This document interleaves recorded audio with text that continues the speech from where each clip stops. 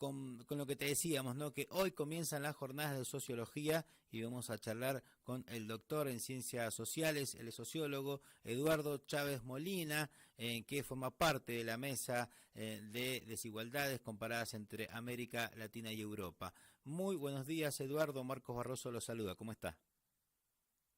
Buenos días, Marcos, a los oyentes del programa. Bueno, muchísimas gracias por atendernos. Justo hoy hemos sufrido unos problemas técnicos, pero no queríamos dejar pasar y poder charlar unos minutos sobre estas jornadas muy interesantes de sociologías, ¿no? Que comienzan hoy. Claro, esta jornada, recuerden, se enmarca dentro de lo que son las cuartas jornadas de sociología de la Universidad Nacional de Cuyo, de la Dirección de Carrera de Sociología, Uh-huh. y que en esta oportunidad tiene el nombre de Agrietar al neoliberalismo en nuestra América, ¿no? Esa es la convocatoria general. Y nosotros hoy estamos específicamente en la presentación de un trabajo de investigación que duró aproximadamente 4 años Uh-huh. entre diferentes universidades europeas y latinoamericanas, en total un conjunto de 20 universidades que tienen diferentes trabajos particulares que después ahora les cuento. Y presentamos en general los resultados de algunos de esos trabajos, porque obviamente son muchos, entre las desigualdades comparadas entre América Latina y Europa, investigación que se realizó antes del COVID, obviamente, ¿no? Claro, que Estos son seguramente, los resultados previos a claro, esto que cambió todo. ha cambiado todo, pero es una diferencia que se sabe, pero es importante meterse en las diferencias, analizarlas bien y bueno, y también poder avanzar en base a esas diferencias, también estas grandes desigualdades que existen. Claro. Mira, nosotros lo que presentamos hoy tiene varias cosas interesantes en términos de comparación, ¿no? Es decir, bueno, uno dice, bueno, ¿qué es lo comparable cuando hay historias tan disímiles, conformaciones sociales, históricas, políticas, económicas, ¿no? Que son muy variadas, pero de Claro. todas maneras, a pesar de ello, y bueno, y obviamente en territorios distintos, etcétera, uno encuentra algunos paralelismos que interesantes. Por ejemplo, tal vez uno de los más importantes, que los formatos institucionales europeos han tenido una fuerte emulación en América Latina. Es decir, que la influencia de la constitución de los estados de bienestar, en el caso europeo, post Segunda Guerra Mundial, Uh-huh. influyó muchísimo en o por lo menos en los formatos embrionarios de constitución de estado de bienestar en América, ¿no? Ese es un punto de contacto. Y después ciertos procesos que tienden a imitarse, ¿no? Para bien y para mal, obviamente.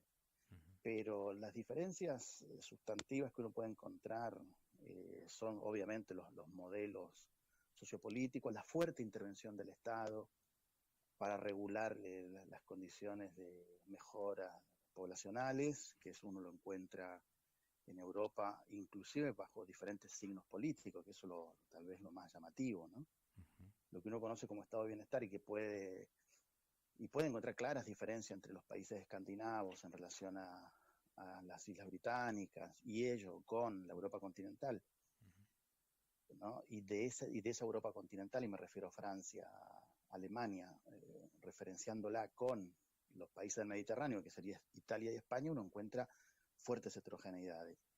Y cuando uno habla de América Latina pasa exactamente lo mismo. Una cosa son los países del Cono Sur, ¿no? Me refiero específicamente a Argentina, Chile y Uruguay, ¿no? Si uno lo compara con el resto de la región, hay fuertes diferencias. Acá en el Cono Sur hay instituciones más sólidas, curiosamente, a pesar que uno puede decir que nuestras instituciones son más débiles, pero a nivel Claro. regional son instituciones mucho más sólidas, sus niveles de desigualdad, tal vez salvo la excepción de Costa Rica, Cuba, son más bajas, o sea, sus niveles de desigualdad no son tan elevadas si uno los compara con los países andinos Uh-huh. o Centroamérica, ¿no? O el Caribe, inclusive. Claro. Entonces ahí uno va a encontrar discrepancias o heterogeneidades internas también cuando mira las comparaciones, ¿no? Y después ciertos procesos que son similares y que se pueden entender hoy a la luz también de la pandemia, ¿no? ¿Cuáles son los procesos similares, curiosos, digamos? Es por un lado, tal vez la expansión de la capacidad de consumo de las clases medias, que se ve con fuerza también en América Latina, clases medias que tienden a parecerse, curiosamente, ¿no? Entre América Latina y Europa. Algo que ya lo había expresado en su momento, no sé si ustedes lo deben recordar, el famoso libro de Piketty de hace 4 o 5 años atrás, El capitalismo del siglo XXI. Y por otro lado, lo que nos separa enormemente, ¿no? Que tenemos un sector marginal, de pobreza extrema, ¿no? De población en actividades de baja productividad, etcétera, que eso nos diferencia fuertemente porque sus niveles de ingresos son muy bajos, viven en condiciones de hábitat deficientes, que es lo que más afecta además hoy en día, recuerden la pandemia, ¿no? La cantidad de fallecidos por población es mayor en América Latina que en Europa, y tiene que ver también, en muchos casos, por estas condiciones de vida y hábitat que son deficitarias, ¿no? Claro, ya venían mal y la pandemia la agudizado totalmente. Claro, exacto.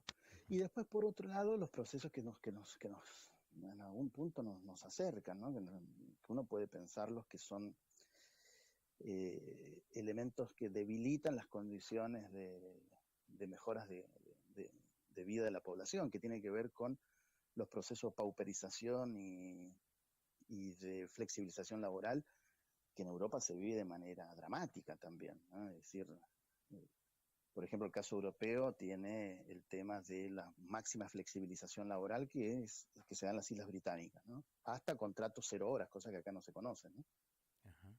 Que son contratos donde yo te puedo legalmente contratar por 1 hora a la semana, ¿no? O por lo que sea, ¿no? Contratar por 1 hora. Exacto, por 1 hora a la semana, se llaman contract zero. Claro. Es la forma en que contratan generalmente a los jóvenes en los pubs, ¿no?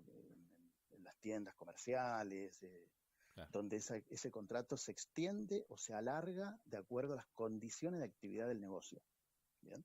Claro, una precarización eso es muy distinto, fuerte. Claro, ese es el formato tradicional de la flexibilización y pauperización británica, ¿no? Donde obviamente los salarios son relativamente bajos para los jóvenes. Claro. Tomen en cuenta los que han estado alguna vez ahí que, bueno, obviamente el costo de vida es enorme y los alquileres son impresionantes, es decir, es prácticamente imposible que un joven logre tener una inserción adecuada con esos ingresos, ¿no? Claro. Y después el caso escandinavo tiene los procesos de lo que se llama la externalización de las condiciones laborales. La externalización es que yo te contrato pero no perteneces a la empresa, ¿no? Eso obviamente genera caídas de vínculos empresariales, vínculo con la unidad empresarial, contratos más flexibles, respondes a otras lógicas ¿no? por ejemplo, de sindicalización. Son procesos fuertes, ¿no? La pérdida, ahí hablé de sindicalización, que es fuerte la pérdida de poder de sindicalización europea, ¿no? Si uno lo compara con el Cono Sur, específicamente, claro, con Argentina también, sí, porque Argentina es un país que tiene niveles de sindicalización increíbles, digamos, ¿no? Cuando uno lo compara dice, ¿cómo puede ser? Pero sí, es así, a pesar de tener un alto nivel de informalidad, ¿no? Como el caso nuestro. Qué interesante, bueno, ¿no? Qué interesante estas desigualdades. La verdad que claro. Son muy sí, eso a contrapelo, cuando uno ve las notas curiosas en algunos diarios, ¿no? Decir, bueno, acá estoy, me compré 4 pares de zapatillas, ese tipo de cosas.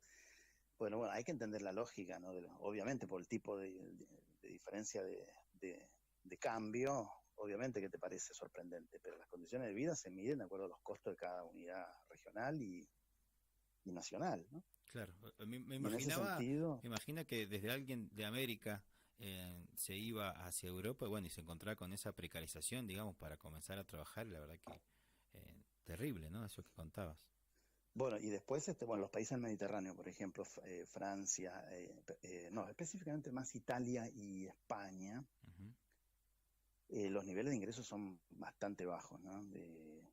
Es por eso también que se ha generado en términos políticos participativos la ausencia. Recuerden que en Europa casi todos los países el voto no es obligatorio. Y los jóvenes son los principales ausentes de los procesos electorales, ¿no? Claro. No participan. Recuerden, a ver, el caso español que votaron hace poco, por ejemplo, en Madrid, ¿no? Que lo seguimos todos en los diarios, votó el 50% de la población, y ese es más o menos el promedio de voto español. Claro. En Francia anda por ahí, depende de la elección, la legislativa vota el 30-35%, ¿no? Y con ausencia juvenil notoria.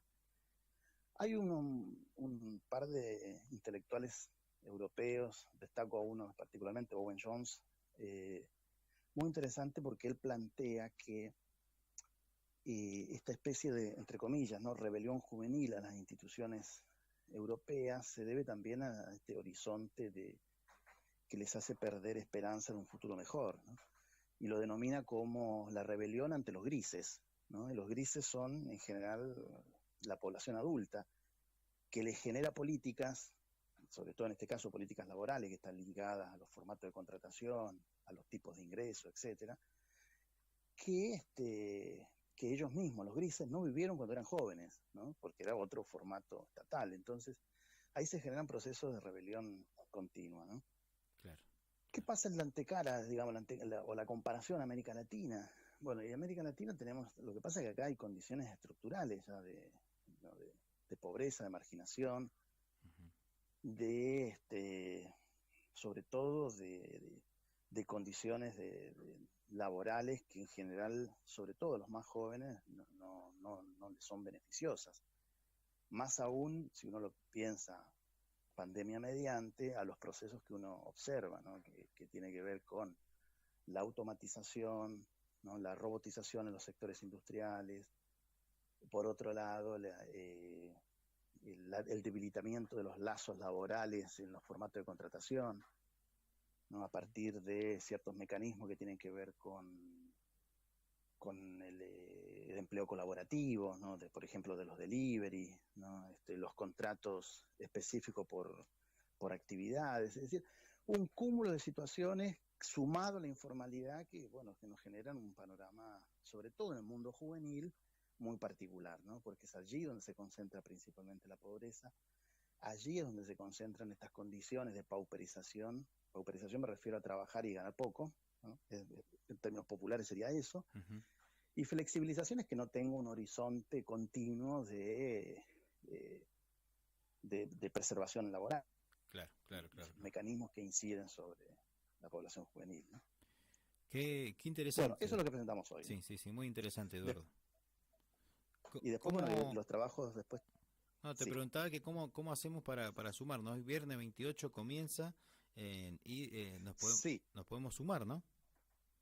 se pueden sumar en la página de la facultad, específicamente acá les voy a decir, es por streaming, ¿no?, en la página de la Universidad del Cuyo. Claro, por universidad. Universidad.com.ar. Ustedes entran a la Universidad de Cuyo, hay un lugar específico de transmisión de eventos y ahí estamos, ¿no?, a las 17 horas.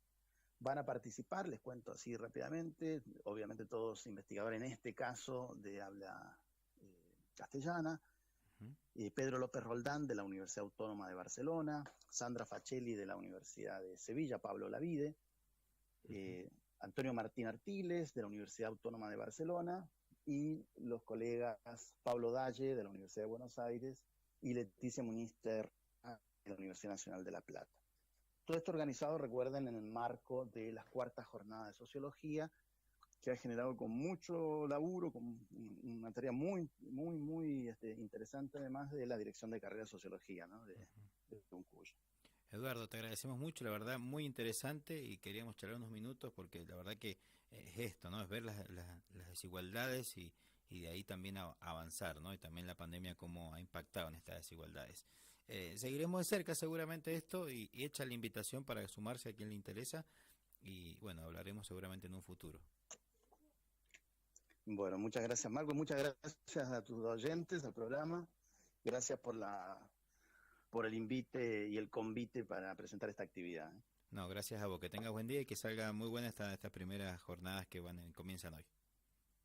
Dale, gracias, buen día para todos y todas. Buen día. Ahí escuchamos a Eduardo Chávez Molina, él es doctor en ciencias sociales, es sociólogo y invitaba a estas jornadas de sociología, desigualdades comparadas entre América Latina y Europa.